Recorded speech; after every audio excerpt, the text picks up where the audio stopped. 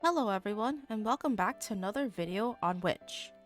Today's video is going to be on a different topic from the past few Witch videos I've uploaded. We will focus on class lore. In this video, I will give a comprehensive overview of the class lore for Witch, and I will also offer some of my own personal speculation given the objective information. I will also link all of the resources I used in the description, so feel free to check them out yourself. I hope that you enjoy learning more about what makes Witch tick and what drives her as an adventurer.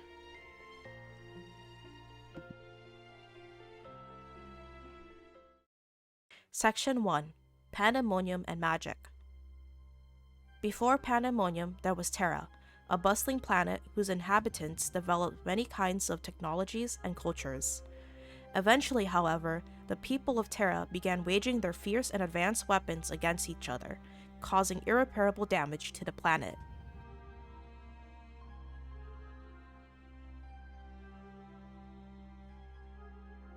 As Terra was destroyed, a piece of the planet broke off and began to wander endlessly through space and time.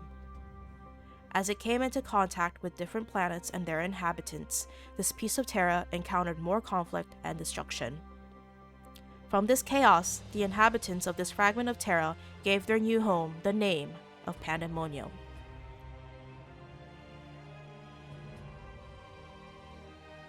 Pandemonium soon came to house powerful beings called the Apostles, who wield immense and awesome powers. The second apostle, Hildur, created magic and became the ruler of Pandemonium, originally being a Terran herself. With the creation of magic, many branches of magic were soon discovered, and each major branch was eventually represented by a particular faction in the world of Pandemonium. The faction that we will mention today is the faction that concerns itself with the magic of witchcraft, the Ancient Library. Ancient Library is one of the factions whose members directly participated in the story of the Pandemonium War, the conflict against the Kashpa and their leader at the time, Sarposa. They housed the records of Terra's high-tech civilization and science which survived the planet's destruction. The study of Terra's civilization and technology is officially called Witchcraft. Witches joining the library have the opportunity to peruse surviving documents of high-tech Terran machines so that they may innovate new machines fitting whatever purpose they have in mind. However, it was not always the case that witchcraft was considered a mainstream field of magic. It was only when Monica, at the age of 12 years old, showed Pandemonium and other mages the limit of their magics, and how witchcraft can overcome those limits did other mages take witchcraft seriously. Since her demonstration, witchcraft has become one of the mainstream schools of magic studied by mages today.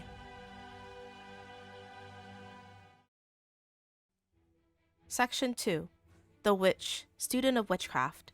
Subsection A. Humble Beginnings. Witch is one of the 5 available subclasses to the class of female mage. In becoming a student of magic, the witch draws from the knowledge of high-tech Terran machines of the past and the wonders of alchemy. Her alchemically born minions have names, and they are Pluto, whose element is shadow, Flore, whose element is light, Frosty, whose element is water, and Jack-o'-lantern, whose element is fire. With the help of her familiars, she powers her magical machines, and this is how she combines magic and technology together. However, beginner witches do not always succeed, and this is reflected in the core class mechanic when you first start a witch: failure and success rates of your skills.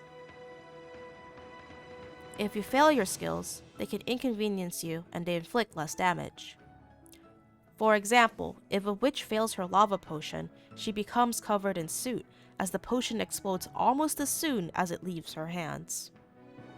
In due time, however, a witch will work hard to get to the point where she can attain her first awakening.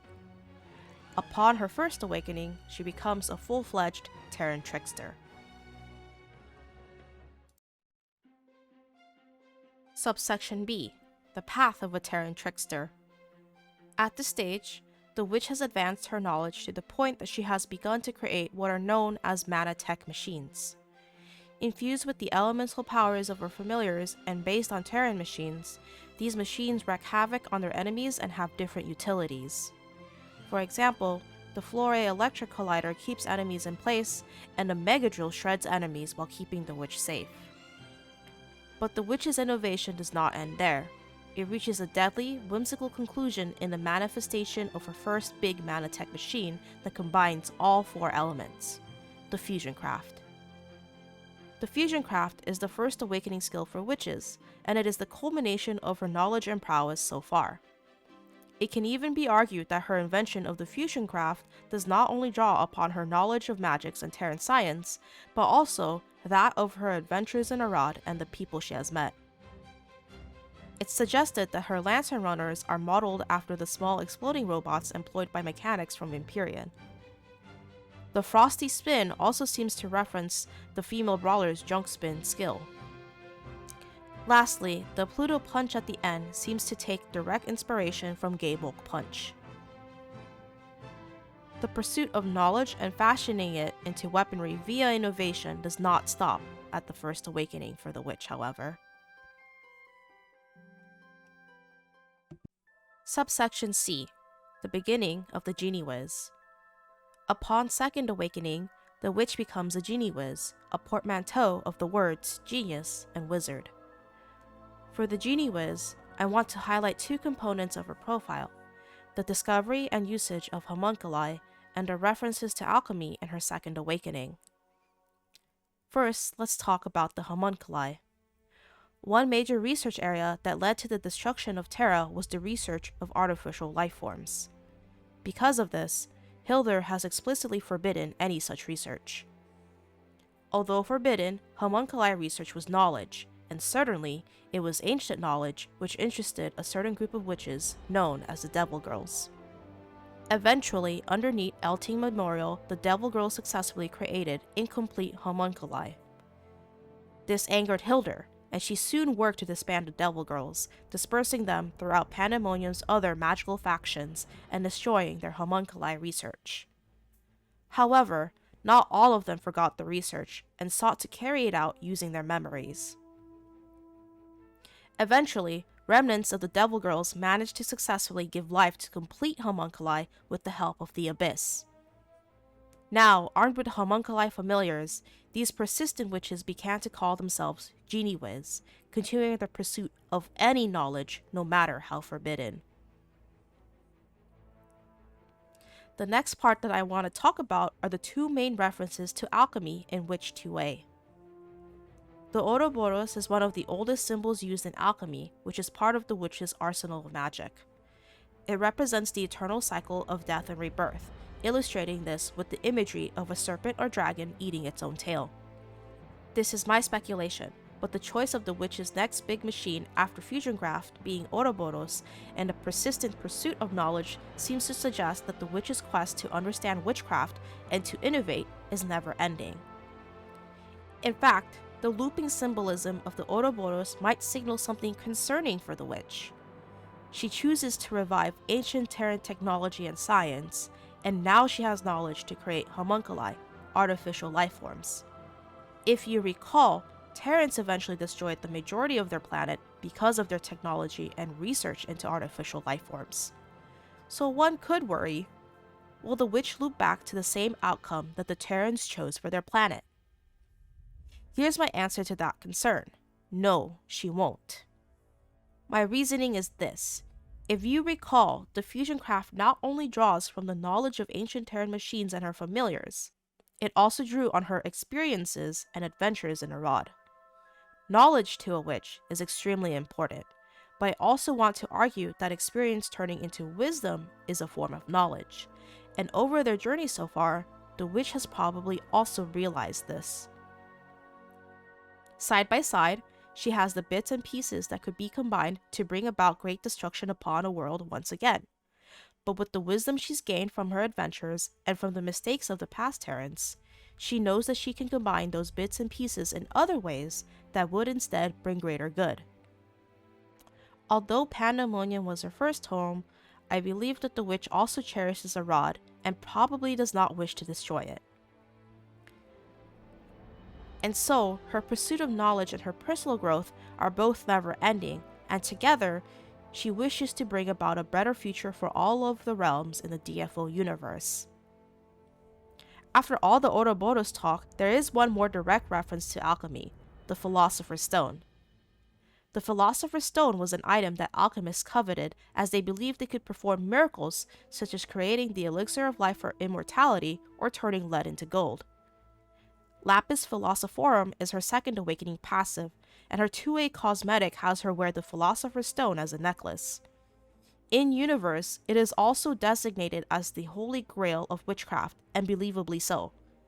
Although it does not make the witch immortal or turn every old, outdated material in your material tab into valuable gold to spend on avatars, the stone still empowers a witch's magic and her manatech machines. Subsection D, the great art of the Neo-Witch. This is the current pinnacle of the witch's journey so far, her Neo-Awakening. Her knowledge of manatech machines has advanced to the point that she no longer fails them, unless she does so on purpose. She has already retrieved the Philosopher's Stone, the so-called Holy Grail of witchcraft, and she continues to work alongside her homunculi familiars. But as I said earlier, her journey is never ending, and so she continues to improve her magic and herself. But how does she do it? Well, she starts to make candy from the Philosopher's Stone. This is canon, it's in the lore. This candy is simply called red candy, and feeding her familiars with this candy grants them newfound powers. Pluto can now grab all enemies in the surrounding area just in case you missed them when you first cast Black Manteau. Frosty's acid rain cloud can now actually move. And there's a big jack-o'-lantern head that pukes copious amounts of lava. Maybe this is because it ate too much red candy. Before red candy, it seems that the Philosopher's Stone's magical abilities can only be channeled through the witch, but now she can extend its fantastic powers by feeding it to her familiars. With the help of the candy, the witch then creates her greatest manatech machine yet, the Ars Magna.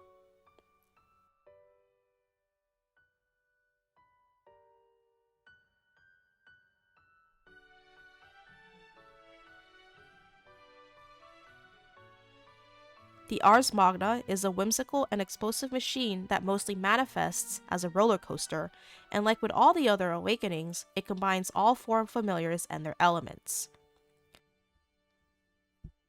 Compared to the two previous machines, this machine is much bigger and grander. Fireworks are involved, it looks like there's a whole castle in the background, and the skill ends when the witch and her familiars drop her deadly roller coaster straight on top of any unfortunate enemies caught in the action. Given these descriptions, it should not be a surprise that the translation of Ars Magna is the Great Art. That is, the chosen name for this new machine signifies that this is indeed the greatest machine the witch has ever built to this date. Its magnificence made possible thanks to her mastery of witchcraft and her use of red candy. The name Ars Magna could also reference the algebraic work of Girolamo Cardano, a mathematician during the Renaissance, and how the witch's compilation of her witchcraft knowledge so far seems to parallel the importance of Cardano's work in the beginnings of algebra. Here's some quick math history. Before Ars Magna, methods of solving algebraic equations were scattered throughout different books, if they were written down at all, and Cardano compiled all known methods in his publication in 1545.